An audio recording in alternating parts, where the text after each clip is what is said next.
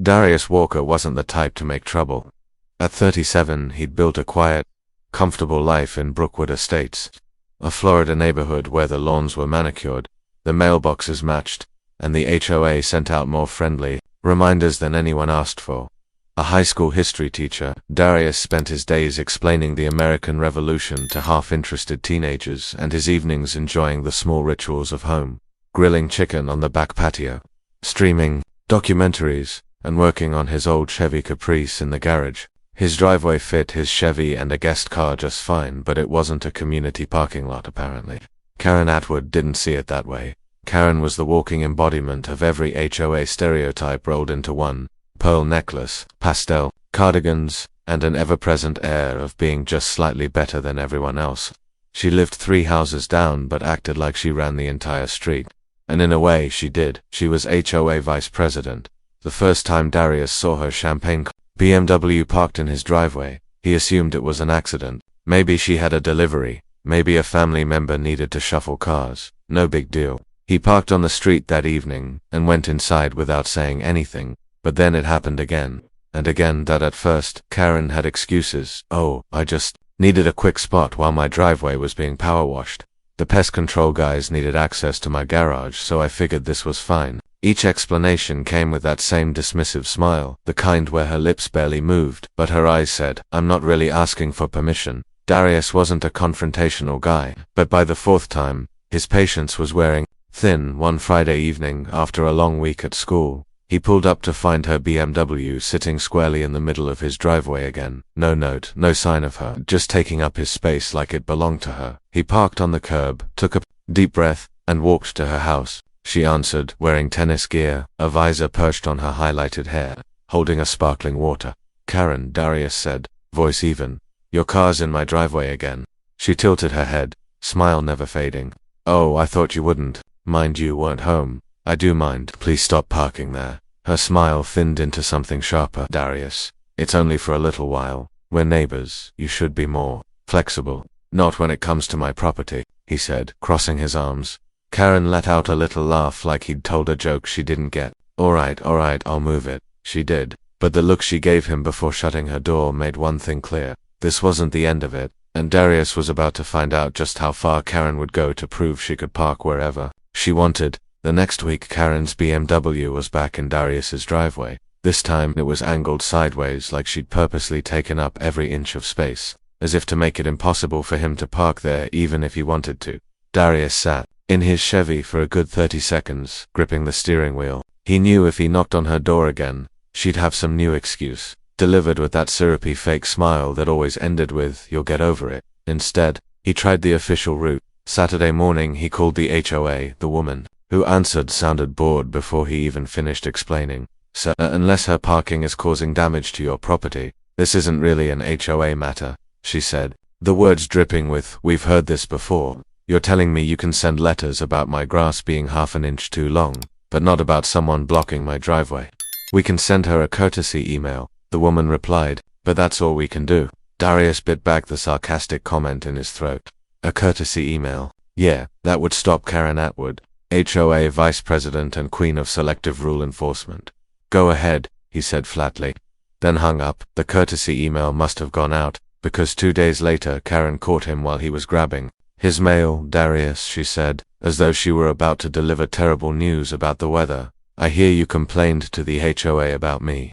That's not very neighborly. You keep parking in my driveway, he replied. I asked you to stop. Her smile turned brittle. We all have to live together. You know, it's not good to make enemies. I'm not looking for enemies, Darius said, turning toward his door, just a clear driveway. For a moment he swore he saw the mask slip, the polite HOA persona replaced by something sharper, colder. The following week, her little reminders began. First, a bright pink note taped to his door. We should all strive to be better neighbors. Then came the HOA letters, 3 in 1 week, claiming his recycling bin was visible from the street, that his lawn lacked uniformity, and that his porch light bulb was the wrong hue. He laughed at the absurdity. The bulb was warm white, the same one it had been for 2 years. But the real breaking point came on a Thursday night when Darius came home late from grading papers and found Karen's BMW parked in his driveway again, headlights off, like It had been there all evening. That he sat there for a long moment, staring at the car. His patience had been worn to threads. The HOA had made it clear they wouldn't do anything. Karen had made it clear she didn't care what he said. Darius pulled out his phone and saved the number for Sunshine Towing. If she wanted to play this game, she was about to lose. Saturday afternoon. Sunshine. A light breeze. The perfect day for working on his Caprice in the garage. Darius was in a good mood until he stepped outside and saw it. Karen's champagne BMW. Dead center in his driveway. Again, he stood there for a moment. Hands on his hips. There was no note, no movement from her house, and no logical reason she should be there. That was it. He didn't march over to her door. He didn't leave a note. He didn't even knock. He walked back inside, pulled out his phone, and dialed Sunshine Towing. "Yeah, I've got an unauthorized vehicle in my driveway," he said calmly. "Champagne BMW, I have proof this is my property. Can you send a truck?" 15 minutes, the dispatcher said. 15 minutes later, the tow truck rumbled down the street. The driver, a burly guy with mirrored sunglasses, hopped out and gave a short whistle. "She parked here." "Man, that's bold. You have no idea," Darius replied. "Got proof?" Darius held up his property deed and his ID. The driver nodded, hooked up the BMW, and within minutes the car was lifted off the ground, back tires spinning helplessly in the air. It was almost therapeutic, watching it disappear down the street. About an hour later, bam, bam, bam, his front door rattled under someone's fist. He opened it slowly, deliberately. Karen stood there in yoga pants, a silk top, and fury all over her face. Her phone was clutched in one hand, her voice already raised. "Where is my car?" Darius tilted his head. "You mean the one that was illegally parked in my driveway?" Her nostrils flared. "Don't play dumb. You had it towed. Are you insane? I warned you more than once. You can't just tow my car." "Pretty sure I can," Darius said, leaning against the doorframe. "Sunshine Towing. Orange Blossom Trail. They're open until 6. Bring your wallet." Karen blinked like she couldn't believe someone would speak to her that way. "I'm on the HOA board." Darius, "I could make life very uncomfortable for you." "Already tried that," he said evenly. "Didn't work." She let out a sharp laugh, the kind that wasn't funny. "You have no idea what you've started. Have a nice evening, Karen." And with that, he shut the door in her face. From the couch, he could still hear her outside for a full 10 minutes, ranting to no one in particular. When the police finally showed up, she tried to tell them he'd stolen her car. The officer glanced at Darius's property deed and shrugged. "Ma'am, he's within his rights. If you want your car back, you'll have to pay the impound fee." The way Karen's jaw dropped was almost as satisfying as watching her car disappear on the tow truck. Almost. But Darius knew she wasn't the type to take a loss quietly. And he was right. Darius hoped that the first tow would end it. Surely Karen had gotten the message.